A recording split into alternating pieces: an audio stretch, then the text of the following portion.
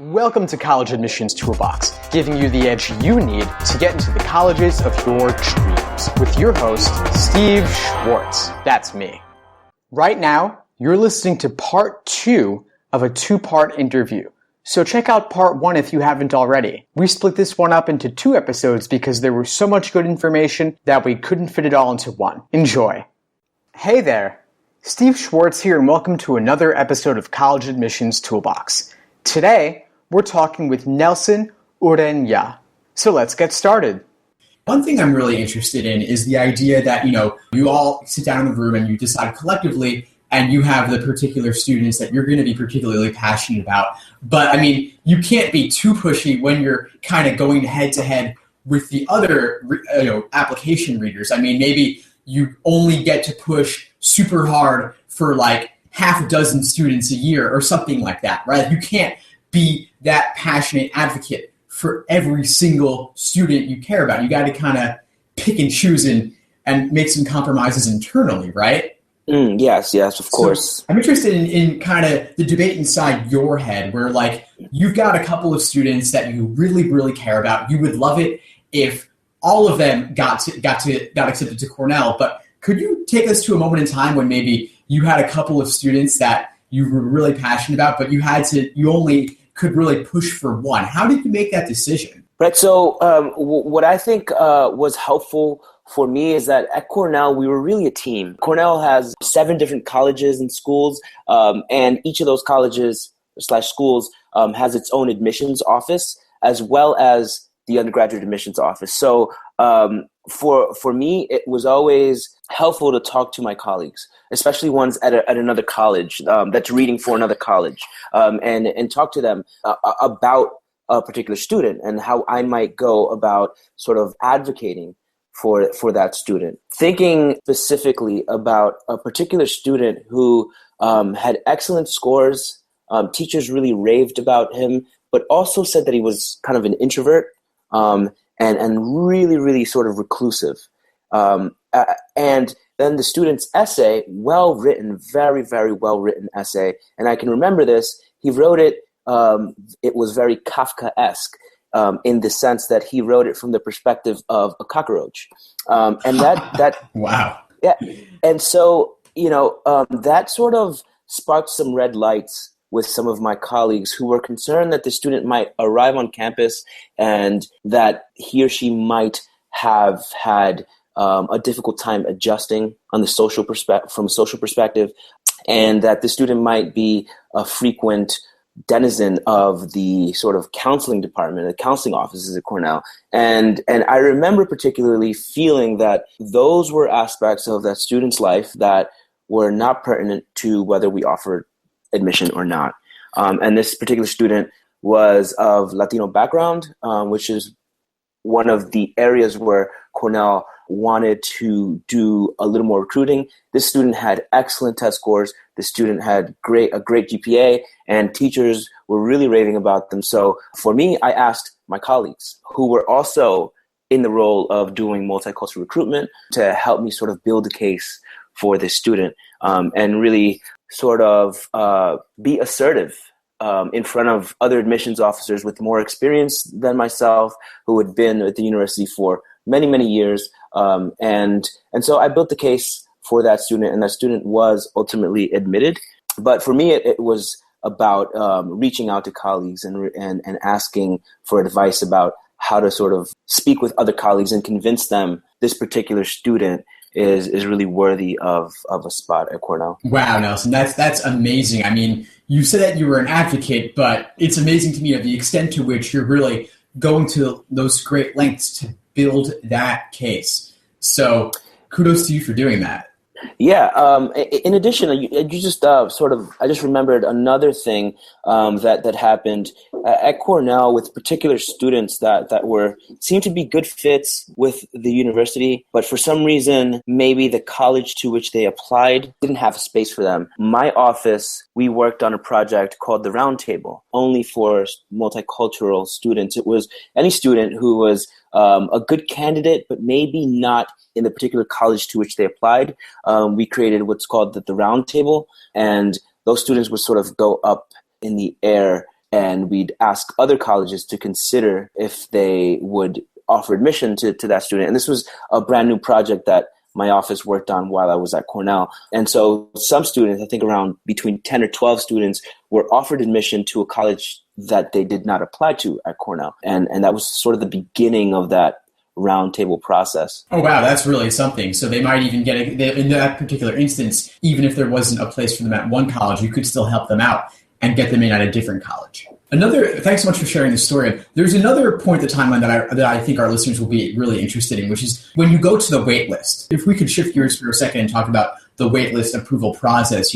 Students didn't get accepted initially. It's time to go to that wait list and see maybe you could pull in a few more. What are some of the tactics you've seen from students that you found to be most effective in getting off the wait list? I know obviously it's not just always a passive thing. Sometimes the students actually advocate for themselves a little bit later in the process. So could you take us to a particular example or two that you've seen of a student's technique or strategy for getting off the wait list, something that really communicated that passion to you? My colleagues and I wouldn't really consider a student unless they had some sort of contact with the admissions office and expressed their continued interest in the school. So it's about the students that take that little extra step. Those are the ones that sort of catch the attention of the admissions office when they are trying to decide of the maybe 5 to 12 spots they're going to fill using the waitlist. That's going to be the first pool of students that they look for. So I've seen students write really interesting email letters, some of which were longer than their personal statements. I've seen students submit additional sort of art pieces that they've been working on, as well as additional pieces to their portfolios, such as videos. I've seen performances. I've even received little paper cut art pieces that the student have done, sometimes of like the Cornell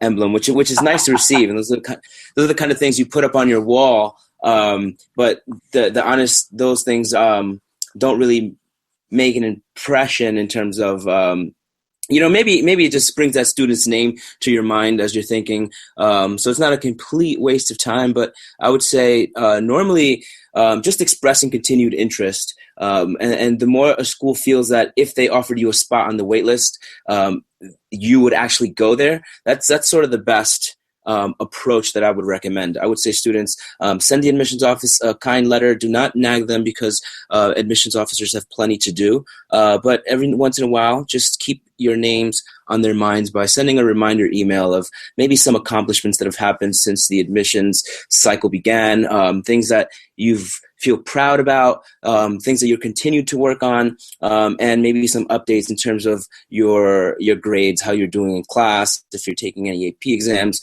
All those kinds of things are things that are appropriate for sending to the admissions office. So that's the advice that I would give on that.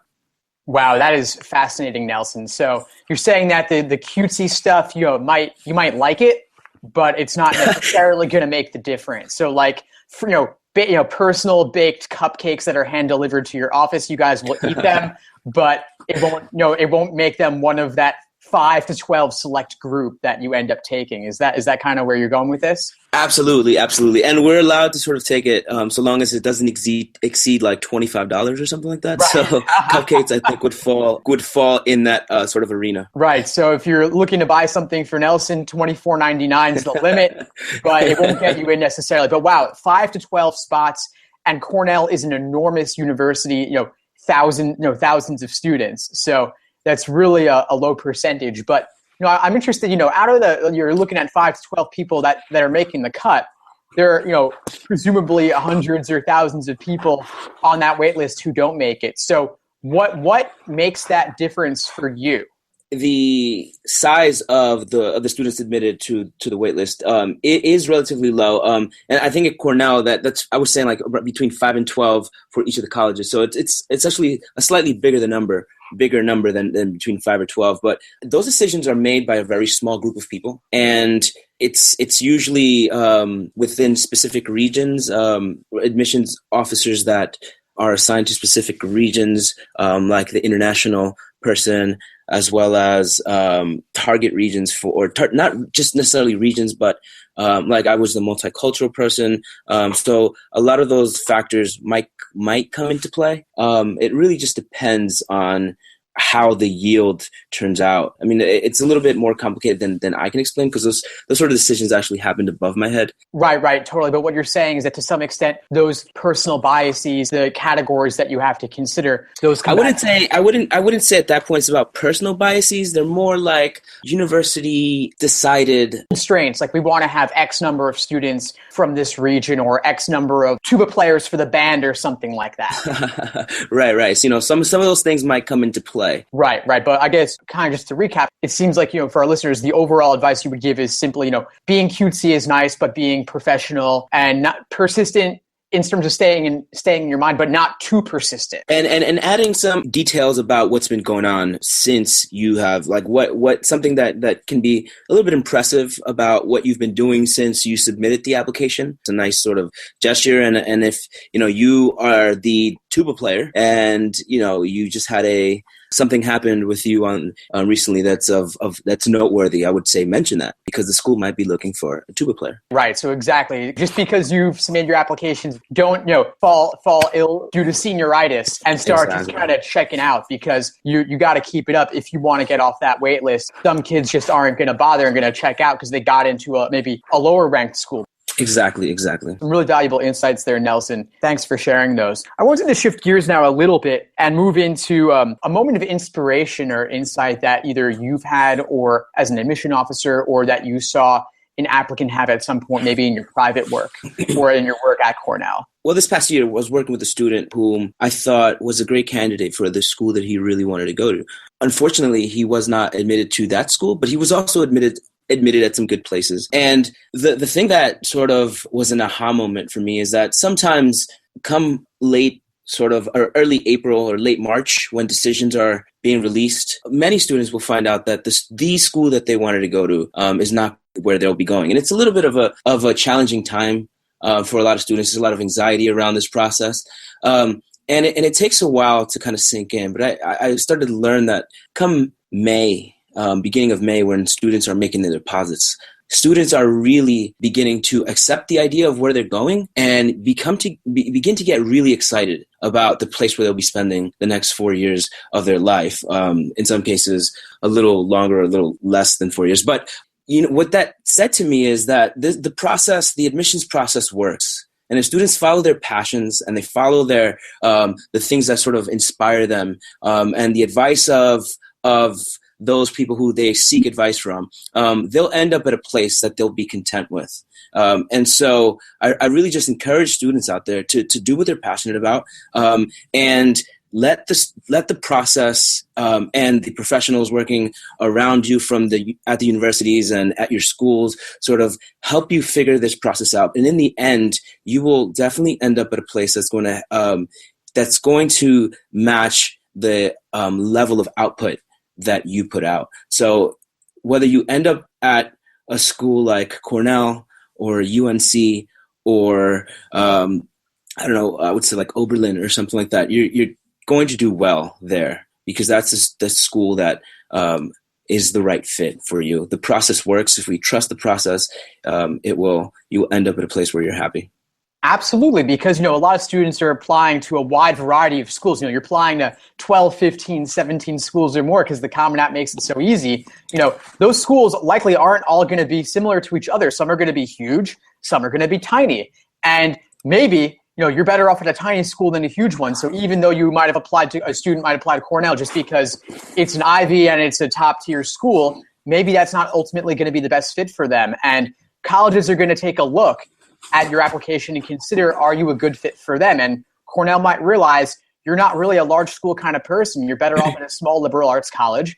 And Oberlin might recognize that and love you for it. Exactly. And at a certain extent, you might just kind of throw a bunch of stuff to the wall and see what sticks. But at the end of the day, the spring rolls around, admissions decisions come out, whatever sticks. Even if, you thought Cornell was for you or some other huge university was for you, maybe you are better off at a small school, and that's why they chose you and recognized you, and you're gonna love it. It's all gonna work out in the end. Exactly, and it's really about the amount of output that you put at any place. you will get as much as you put out when you go to college.